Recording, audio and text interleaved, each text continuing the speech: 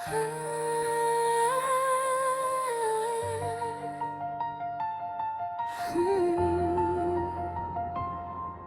si Evelyn Di Lagrimas, nasa abroad mula pa noong 2007. Iniwan ang sariling bayan para sa pangarap ng anak ko. Sa malayong lupa'y naglalakbay, pagod at lungkot ay tinatago. Nag-aalaga ng isang matanda na parang nanay ko rin ang trato.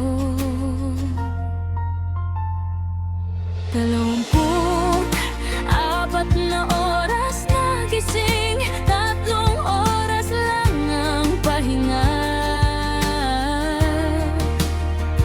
Kahit walang day off sa 4 na taon, basta maalagaan lang siya. Itong buhay ng isang abroad, luhay tinatago sa bawat araw para sa pamilya na mahal ko. Kahit ako'y napapagod, pero ang pinaka-masakit na alaala nang mawala ang nanay ko. Hindi ako nakauwi noon habang siya'y paalam na sa mundo.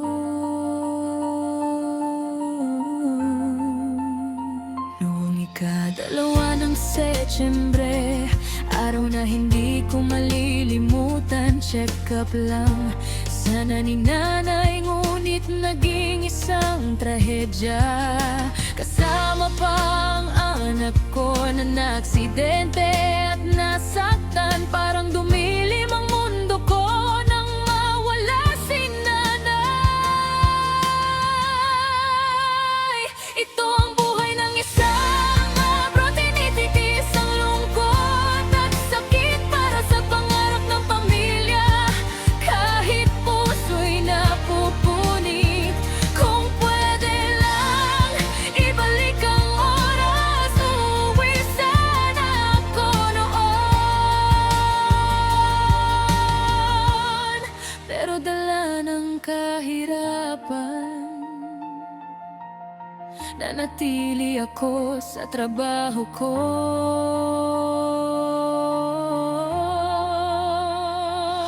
Ngayon, pinubuhos ko ang pag-aaruga sa matanda kong inaalagaan. Kasing edad ng nanay ko, kaya mahal ko rin siya. Takot akong dumating ang araw na siya'y mawawala rin, dahil sa bawat ngiti niya, para ko nang nakita si nanay muli. Ito ang buhay ng isang abroad. Ito ang buhay ng isang abroad na patuloy lumalaban para sa anak, apo at pamilya. Kahit malayo sa sariling bayan, at kung saan man ako dalhin ng tadhana, mananatili sa puso ko ang alaala ni nanay, na siyang lakas ng buhay ko.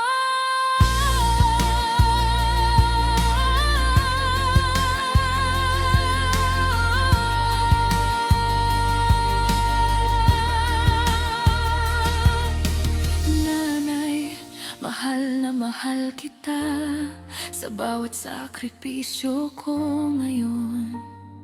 Ikaw ang dahilan kung bakit patuloy pa rin akong bumabangon.